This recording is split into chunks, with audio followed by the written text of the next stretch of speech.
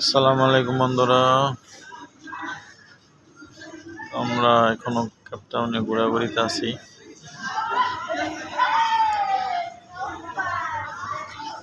ঘুরতে যে এক জায়গায় দেখলাম পুরনো সব জিনিসপত্র কেপটাউনে।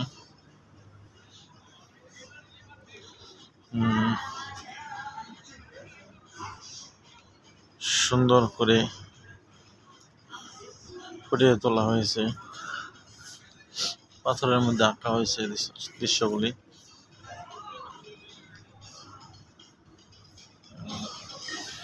কাঠ দিয়ে পাথর দিয়ে দৃশ্যগুলি তৈরি করা হয়েছে।